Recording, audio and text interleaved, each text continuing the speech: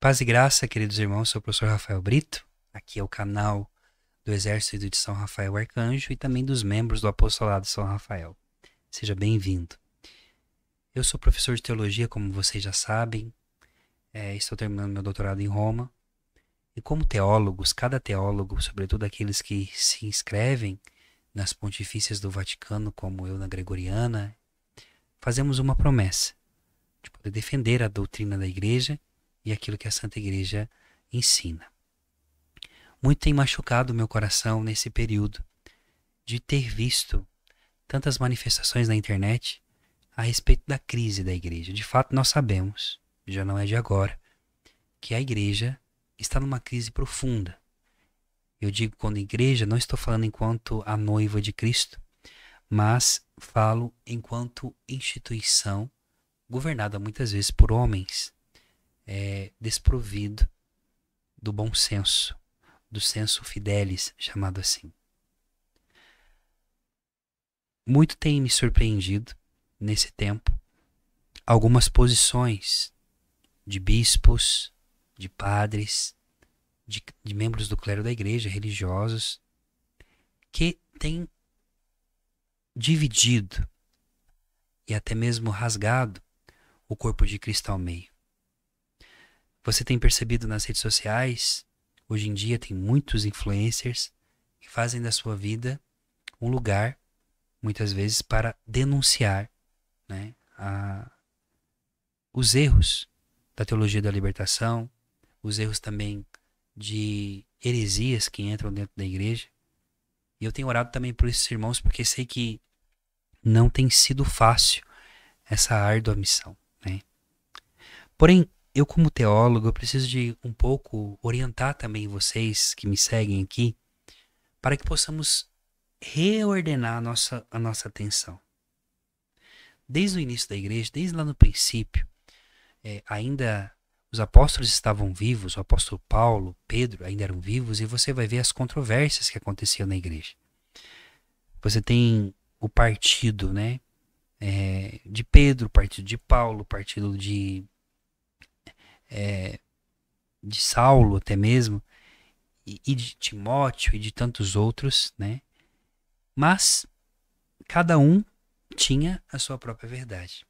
Achavam que estavam defendendo a sua verdade. Por exemplo, os do partido de Timóteo e também a seguir o próprio Paulo, de Tiago, de Jerusalém, eram dois antagonistas. Tanto que o primeiro concílio da igreja, ele acontece justamente por causa do problema da circuncisão. Porque até então, quem só podia ser cristão quem circuncidava, como os judeus fazem.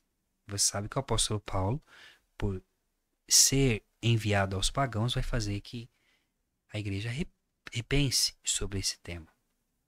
Então tem o primeiro concílio da igreja, concílio de Jerusalém, para decidir sobre esses temas. Mas essa tentação da divisão, esse fermento de Caim, dessa divisão contra o sonho de Jesus, dessa unidade, vai ser sempre a tentação ao longo do tempo da igreja.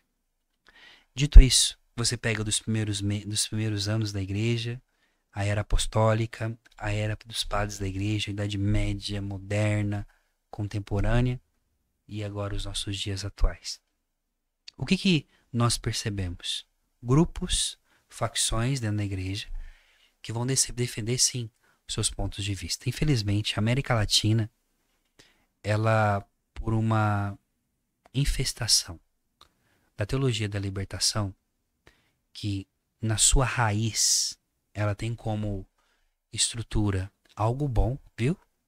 Não pense que o Vaticano condena, que o Papa Bento XVI, então o cardeal Joseph Ratzinger, condenou de tudo a teologia da libertação. Ele não a condenou de totalmente. Na verdade, ele a condenou quando a maioria do clero da América Latina começou a militar e trazer, colocando aquilo que nós chamamos de locus teológico, né, o lugar teológico, tirando o Cristo do centro e colocando a ação social, reduzindo o mistério da fé a simplesmente uma razão social ou fazendo de uma ONG, algo que o Papa Francisco há um tempo atrás também denunciou. Então, existem sim os erros dentro da igreja, existe hoje, nós temos que combater isso.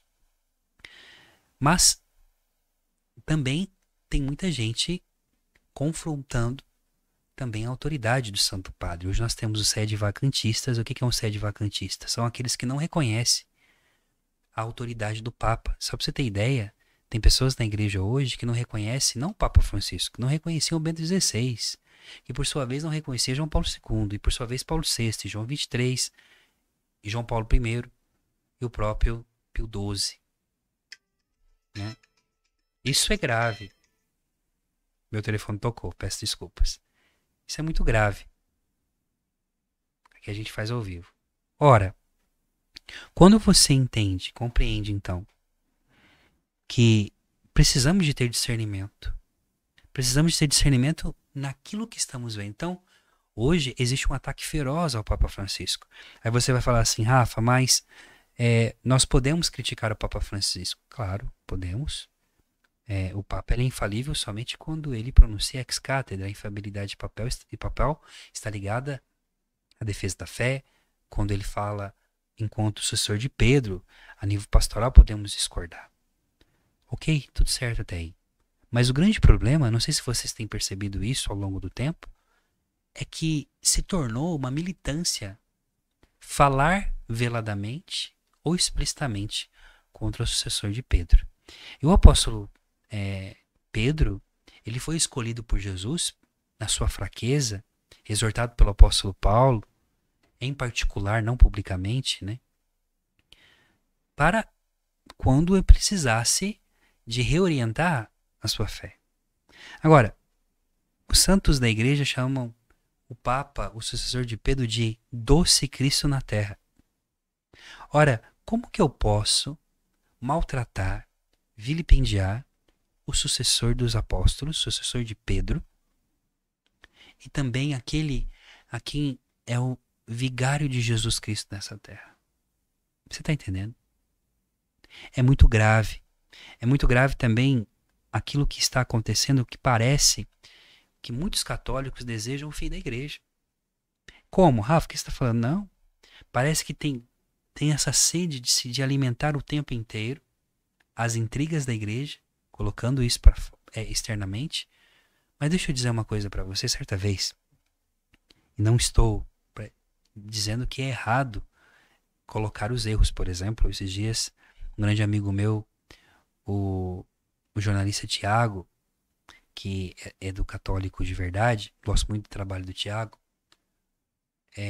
ele tem denunciado alguns erros da teologia da libertação, pessoas colocando, dançando no altar de Brasília, fazendo outras coisas. Ótimo, é isso mesmo, tem que fazer assim, tem que rezar por esses irmãos que têm coragem de denunciar.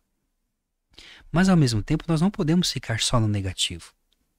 Nós temos que olhar para a realidade. Nós temos que olhar para o centro da nossa vida, que é Jesus. E o mandamento que Jesus nos disse é que era para nós orar uns pelos outros. Ora, em Hebreus capítulo 13, o apóstolo que escreveu provavelmente foi Barnabé, ele vai dizer assim para nós assim, ó, versículo 17. Sede submissos e obedecei aos que vos guiam, pois eles velam por vossas almas e delas devem dar conta. Assim eles o farão com alegria e não a gemer, que isso vos seria funesto. Orai por nós, porque estamos persuadidos a ter a consciência em paz, pois estamos decididos a procurar o bem em tudo. Então, sujeitar as autoridades ao teu bispo, ao teu padre, a voltar a ter um olhar de santidade, uma atitude de santidade. Quando alguém da nossa família faz algum erro, alguma coisa má, nós não vamos na rua ou no jornal, nós procuramos não encobrir, mas proteger o rebanho, proteger a nossa igreja. É sobre isso que eu quero dizer para você. Ore pelo Santo Padre. É o fim da igreja? Não, não será o fim da igreja. A igreja passou por muitos maiores crises do que essa. Certa vez São João 23 estava, quando ele estava na Bulgária, e ele ainda era cardeal. Um comunista chegou para ele e disse: olha, nós iremos acabar com a igreja, estamos todos prontos, tem todas as estratégias para destruir a igreja. Pois ele disse então para aquele comunista: olha só, deixa eu dizer uma coisa para você, nós estamos tentando destruir a igreja há 2000 anos e não conseguimos. Boa sorte para vocês. Quer dizer, por quê? Porque tem uma promessa: as portas do inferno não prevalecerão sobre a Santa Igreja. Dito isso, eu quero pedir um favor para você. Um favor de irmão católico. Ore pelo teu bispo. Ore pelo Santo Padre. Ore pela situação que nós estamos passando para a igreja. Não deixe de denunciar, mas ame o Santo Padre. Não se deixe ser envolvido também por notícias e não saia propagando sem antes ler as fontes. E se tiver erros, procure reparar o coração de Jesus, que é a mensagem de Nossa Senhora de Fátima, mas sem fazer alarde. Ore pela igreja. Eu quero rezar essa oração, uma oração antiga, né?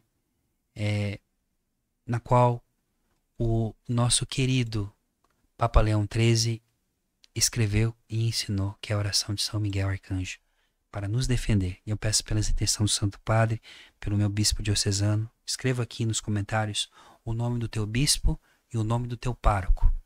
Amém? Vamos rezar juntos, que essa oração também chegue a eles. São Miguel Arcanjo, defendei-nos no combate, sede o nosso refúgio contra as maldades e as ciladas do demônio.